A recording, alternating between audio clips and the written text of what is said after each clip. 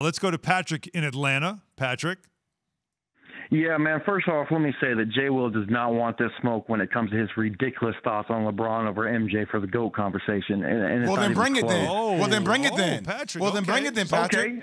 Bring it. I Go got ahead. 3 points you can't refute. I got 3 Go points ahead. you can't refute. Go ahead. First of all, LeBron James wasn't even the best player on his team when he was in Miami, and Michael Jordan would have never gotten smoked against Dirk Nowitzki and J.J. Barea in the finals.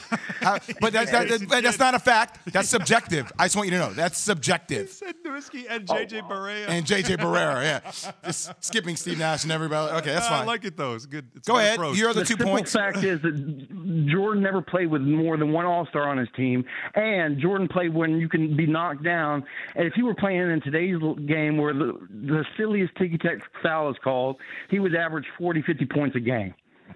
Okay. And so LeBron you James only never went to college, and LeBron James never retired from the sport, so he has more years to compile more stats. So you only determine the greatest player of all time just by scoring points? No, I determine it by winning. I determine it by being the most feared person on the court and being the best player on your team at all times. When LeBron James went to Miami, Dwyane Wade was the GOAT on that team. LeBron, Patrick, I can't. Patrick, I'll tell you what, Patrick, I am on your side year. with the Jordan versus LeBron debate, but I would never say that LeBron wasn't the best player on his team. He was the best player on his team. Maybe in the transition stages going to Miami, it took time for him to become the guy. But it probably was Dwyane's probably. No. Here's how the story went. A little bit in the first season. No. In Miami, this is how it went. In Miami that year, I was very close to all that stuff. I covered all that stuff very closely. I didn't ask you. That stuff. Well, I'm going to tell you. What happened was that year started out awkward. They were a 500 team early on, and they had a conversation, and they had to figure it out. And it was Dwyane Wade, sort of like what Kyrie did with James Harden, and said, "It's your team." Yeah. Like he handled it, because you're not yourself if the ball's not in your hands. And Dwyane Wade figured out how to play off the ball. It became LeBron's team. And LeBron was the best player on that team. But Patrick was making that argument. But the fact that Dwyane Wade, I would argue with you. Is that generational or stupid? Can I jump in here? I mean, everybody holds this against LeBron. Like, who were his coaches for the first several years in Cleveland? Like, because Michael Jordan had Doug Collins. Doug Collins is a legendary coach. Like, he allowed Michael Jordan to unleash. Yeah. And then Michael Jordan got Phil Jackson. So can we talk about management and how that plays? He's like, it's only about winning. Well, okay, management has to put you in a position to win. Isn't that management's job? But I would see. I'm going to counter with you in that LeBron had Silas. Well, after Paul Silas was a good coach. After him was Mike Brown. He had Mike Brown, who also again defensive-minded coach.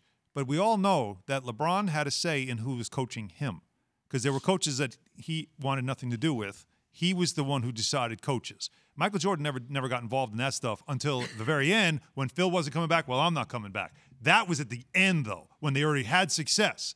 That is a big difference between those two. All right, that's true. That's the difference between those two.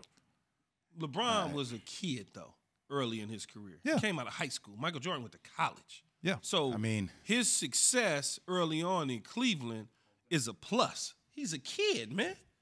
He's a kid. We always get, people just, it sounds like people just have animosity towards LeBron. Well, of course they do. And it's fine. I get it. I'll never pick a side, Jordan or LeBron, because I love them both. I enjoy them both.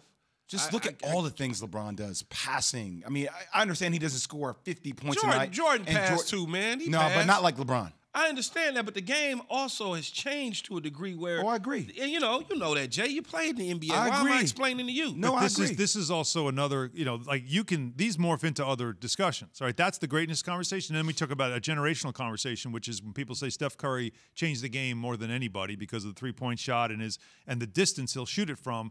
Where I just feel like, and again, we'll get into this stuff later, who knows when, that LeBron and the way he passes, that also changed the game. From an era that everybody was a singular player who carried teams by themselves. Well, Magic did it before LeBron.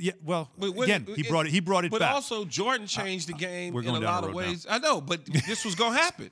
Jordan changed the game in a lot of different ways, too. Yes. Pulling up at the elbow, shooting, turnarounds, going to the cup, all sorts of things. How about just dunking on people? Dunking on people. That was also something that changed everything as well, and was a big two-way part of guy, life. one of the best taking guys the NBA from Bird and Magic Facts. and bringing it into also obviously the worldwide conversation.